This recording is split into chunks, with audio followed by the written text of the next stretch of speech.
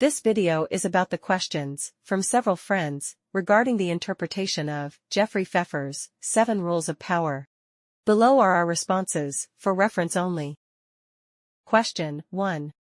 The first principle in crisis PR is to take responsibility, aiming to show a proactive approach to problem solving to calm public emotions and reduce confrontation. But the part about maintaining your image suggests not apologizing. Are these contradictory? How do you balance them? Response. Facing a PR crisis, whether or not to apologize, the goal is still to uphold one's image and maintain public trust. If a consumer brand encounters a PR crisis, the public will undoubtedly demand a quick apology, and since apologies have almost no material cost, coupled with the fact that the direct culprit of the incident is often a subordinate unit or individual within the company, rather than the CEO themselves, it seems natural for the CEO to apologize immediately. However, let's examine some business cases. Companies like KFC, Pepsi, and Coca-Cola have all had instances where customers discovered food quality issues, and some even fell ill after consuming problematic beverages. Yet, these companies found various excuses to smooth things over, refusing to apologize. Why is that? I believe there's a gradient of brand image issue at play here. If your brand image is average to begin with, and people simply value you for offering good products at fair prices, and are willing to overlook some issues, then apologizing would be fine. In fact, apologizing multiple times, even at regular intervals, would be acceptable, just to maintain a presence. This is akin to the class underachiever, who's frequently criticized by the teacher, but always takes it well. The teacher might even like him. But if your brand's image is positioned as the best in the industry, flawless, absolutely high-end, and mainstream, then apologizing becomes more complicated. Apologizing would tarnish a significant portion of your image, potentially irreparably.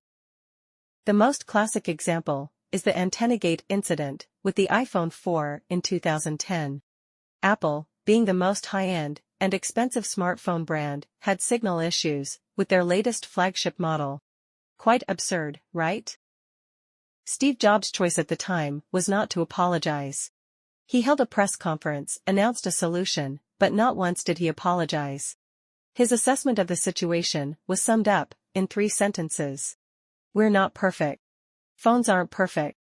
But we always try to make our users happy. We've talked about this incident before, when discussing Scott Adams' book, Win Bigly, Persuasion in a World Where Facts Don't Matter. Jobs took the high ground. While you may not be satisfied with me here, my intentions are absolutely good, and at a higher level, you can absolutely trust me. And it worked very well. Apple maintained its image as the most high-end brand. If Jobs had simply stood there and said, "Oh, we're really sorry, we didn't even get the phone antenna right, we're worse than small businesses," it would have been disastrous. Of course, some small mistakes can be forgiven, while some big mistakes cannot.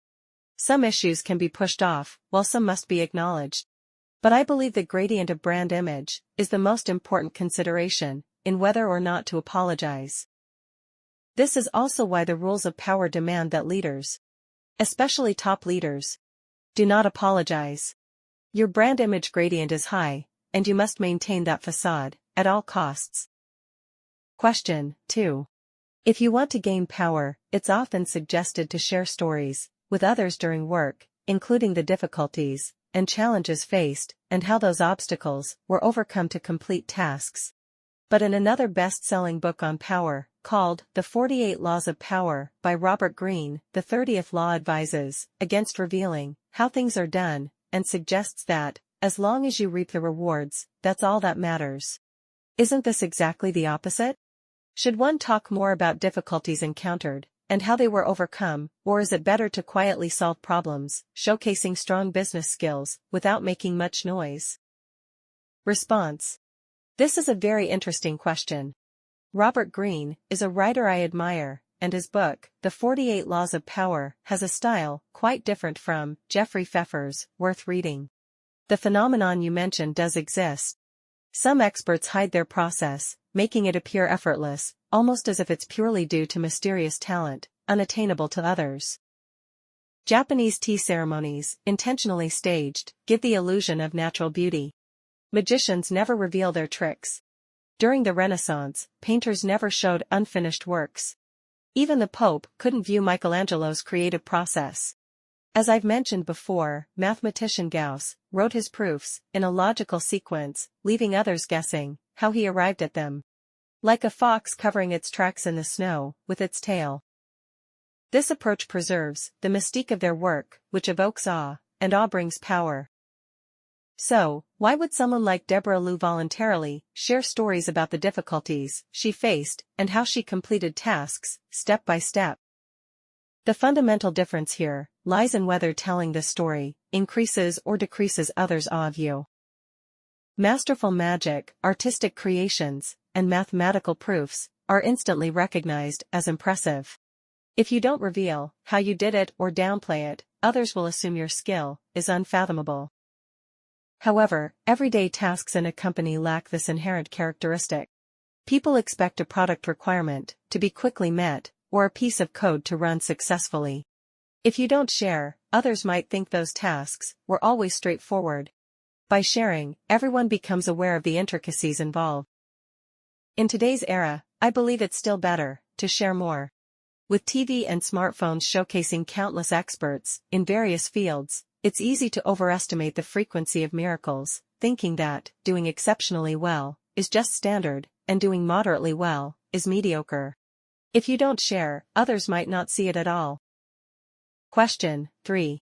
How do we distinguish between schemers and politicians? Can a schemer cause significant harm to an organization and society? What's the relationship between power struggle and management? According to our common perception, good managers shouldn't use these tactics, right? Response. The essence of these two questions lies in differentiating between power and leadership. Many readers have asked about this before, so let's answer together. When talking about management, topics like strategy formulation, organizational alignment, and motivating subordinates all fall under leadership. Leadership is about mobilizing people to work together to get the job done, with the core objective being the task, rather than personal status. If you have strong leadership skills and can consistently lead your team to success, the company will likely want to give you more power. But things don't always work out that way. Let me share a true story with you. In a large research organization under the U.S. government, there was a small department consisting of about 10 scientists, with their supervisor also being a scientist.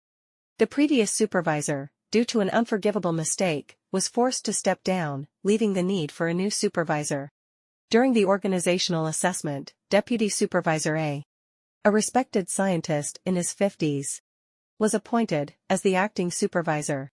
A already had leadership skills, and with the added power, he took charge of various tasks and meetings efficiently. Everyone thought it was just a procedural move, and A was set to be the next supervisor. However, after a few months passed, the higher-ups suddenly appointed another scientist in the department, B, as the new supervisor. This appointment shocked almost everyone, because B had never shown any interest in the department's affairs before, nor did he have the strongest research abilities. His presence was barely felt during meetings, and he hadn't demonstrated any leadership qualities. No one knew how B got the position. You might think that, since everyone was so surprised, they should collectively petition to have A reinstated as the supervisor, right? Wrong. Not a single person was willing to step up. Later, when B organized activities and chaired meetings, it was evident that people were not pleased. A even openly expressed his disapproval, shaking his head in front of everyone, but no one spoke up for him. Later, A directly told his colleagues, during a chat, that he was just there to serve, and the position didn't matter to him. This is in America, among a group of scientists. Now imagine if this were in a company or government department. The situation would likely be even more pronounced. What impressed me about B was that it was a white American, while B was Chinese. I thought to myself, B really knows how to play the game. When I asked ChatGPT about the difference between power skills and leadership skills, it was very clear. It said power skills typically refer to techniques and methods that effectively control and influence others, including persuasion and influence, command and control, retaliation and punishment, threats and rewards. While leadership skills typically refer to techniques and methods that inspire and motivate others to achieve common goals, including communication and collaboration, motivation and empowerment, listening and understanding, relationship building and trust. ChatGPT's answer is accurate, but it doesn't quite hit the mark. In my view, the real difference lies in whether leadership skills make others believe that your actions are better for the organization. Power skills make others willing to support you. Yes, everyone wants what's best for the organization. However, if given the choice between someone who can increase the organization's benefits by 10% but decrease Tony's personal benefits by 20%, or someone who can increase Tony's personal benefits by 30% but decrease the organization's benefits by 5%, who do you think Tony will support? Moreover, leadership and organizational benefits are both abstract concepts. Who knows if your policies are genuinely effective or just superficially so? Power skills are most concerned with who holds the key vote for me and Tony's interests. We hope power and leadership go hand in hand, but they don't. They're more like two perpendicular dimensions. Being strong in one area doesn't necessarily affect the other. We've mentioned Zappos founder and former CEO, Tony C., multiple times before. Not only did he have business acumen and strategic thinking, but he was also particularly good at motivating employees. Truly a leader.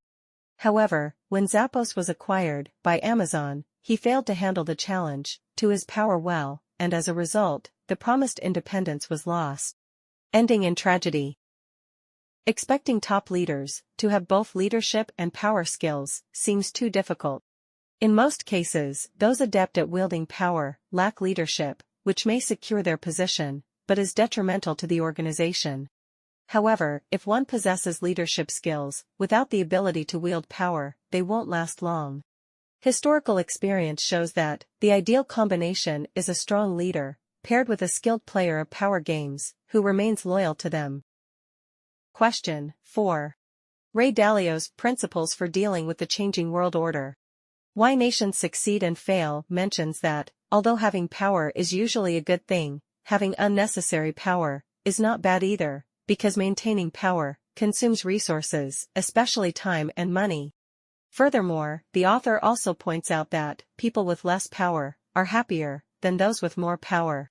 Is this indeed the case? Response. As we've discussed before, Dalio's Bridgewater is an extremely unique company, often seen as an outlier on Wall Street.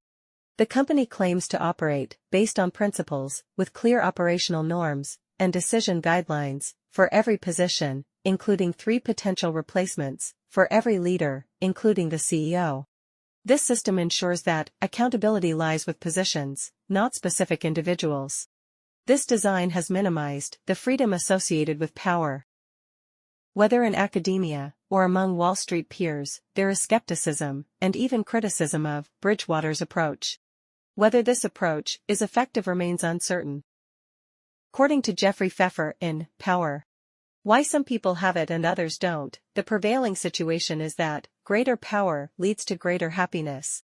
For example, in the UK, a high welfare country, where all civil servants enjoy the same excellent healthcare. But higher-ranking officials tend to age more slowly, have better health conditions, and enjoy greater mental well-being. The key is the sense of control. Living in an environment you cannot control, constantly under pressure from superiors, is distressing. Conversely, if you can control your environment and exert pressure on others, your mental and physical health will improve, and you will live longer. If you feel there is value in this, please like, subscribe to this channel, and leave your thoughts or suggestions in the comments section. Let's grow together and read more good books.